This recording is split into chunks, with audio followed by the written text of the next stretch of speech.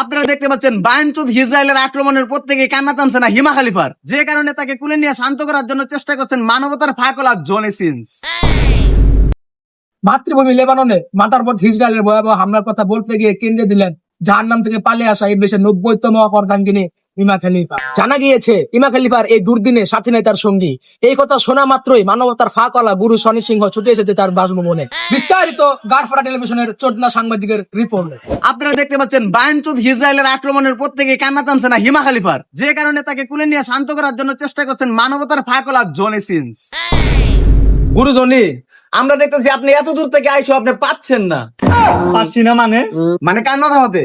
আর দর্শকরা আপনারা যেটা ভাবতেছেন ওইটাও বলেন কি, আপনি খেলাধুলায় ভালো হলো কিন্তু আপনি এসবে খুবই কাঁচা। কাঁচা নাকি পাকা তুই গিয়া নর্থ আমেরিকাতে জিগাগা। আমার প্রথম পদক্ষেপ হবে ইমা খলিফাকে নিয়ে খেলাধুলা করা। এই খেলাধুলা মানে? খেলাধুলা মানে তুই যেটা ভাবছস ওটাই। এভাবে গারফারা টেলিভিশনের সামনে অশ্লীল ভাষার ইঙ্গিত দিয়ে ইন্টারভিউ দিতে থাকে শনি সিংহ। গারফারা টেলিভিশন চোদনা রিপোর্টার। যেদিক দিয়ে এসেছিস সেদিক দিয়ে ভরে দেব।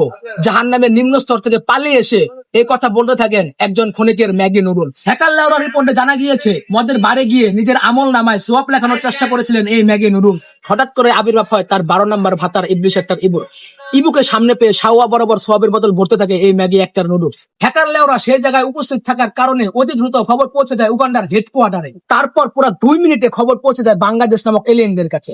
বাংলাদেশের এলিয়েনরা ঘটনাস্থলে গিয়ে গ্রেফতার করে এই ম্যাগি একটার মাগিকে। তারপরে যেদিক দিয়ে এসেছিস সেদিক দিয়ে ভরে দিব বলে তার আমল নামায় আরেকটি সোয়াব কামান এই ক্ষণিকের ম্যাগি নুডলস। এইটুকু ছিল শিরোনাম, বিস্তারিত জানা নাই। ভিডিওতে লাইক কমেন্ট করুন আর সাথেই থাকুন।